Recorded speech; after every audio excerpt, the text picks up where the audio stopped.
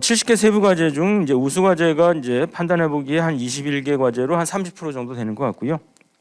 미흡 과제는 31개로 44.3%, 그다음 열악 과제가 18개로 25.7%, 예, 그 정도 됐습니다. 근데 사실은 이제 5차 거의 끝나가는 시점이기 때문에 달성했다 정도가 지금 한 60, 70% 정도, 뭐 한 80% 정도는 나와야 이게 이제 좀 정상적이라고 볼 수 있는데, 앞으로 그 4차 산업혁명에 의해서 플랫폼 경제, 비대면 디지털 경제가 더욱 활성화될 것 같습니다.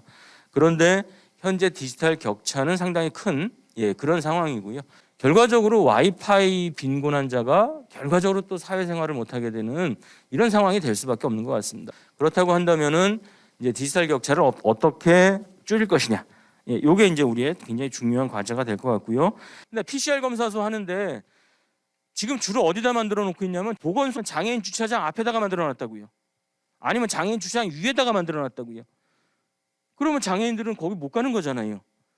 그래서 결국 문재인 정부의 장애 정책은 정책적 아젠다는 대단히 넓고 화려했습니다. 하지만은 사실 한 4년 지나고 난 다음에 들여다 보니까 결국 새롭게 뭘 마련되거나 구체적으로 구성된 것들이 사실은 딱 기억이 나는 게 없어요.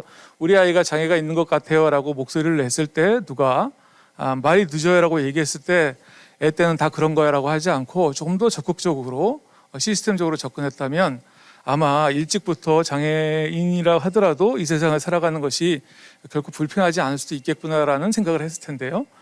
그런데 올해 한 10분의 1밖에 되지 않는 1,000명 정도밖에 되지 않을까라는 저는 의구심을 갖게 됐고요. 그게 저는 기본적으로 우리 이종주 센터장님께서 말씀하신 교육에 관해서 제대로 실행이 되지 않기 때문에 장애 예술 전문가들이 나오지 않는다라고 저는 생각을 하고 있습니다. 선별 복지냐 보편 복지냐 기본 소득이냐 아니면 서비스 강화냐 뭐 이런 이원론적인 접근은 저는 그렇게 바람직하지 않은 것 같습니다. 모든 분야에서 장애인의 권리가 제대로 보장되고 있는지를 모니터링하고 또 차별 문제라든지 인권 문제에 대해서 대응할 수 있는 시스템을 구축이 필요하다.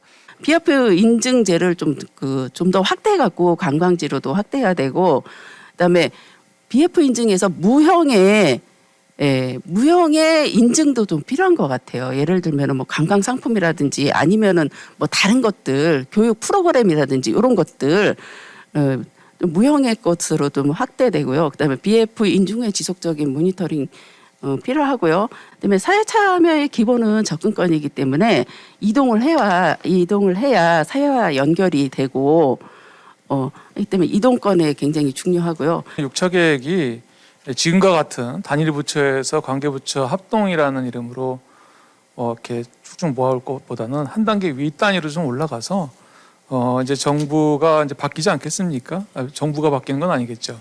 이제 새롭게 정부가 들어서게 되면 그 6차 계획만이라도 좀 더 단위를 높여서 대통령께서 직접 좀 다뤄주시는 뭐 국가장애인위원회를 연다든가 이런 정도의 상설 기부해서 전체적인 거를 한번 좀 이렇게 큰 그릇에서 다듬어주는 그러한 기회가 되기를 좀 바라겠습니다. 그러면 훨씬 더 정책이 앞으로 나가지 않을까 생각이 듭니다.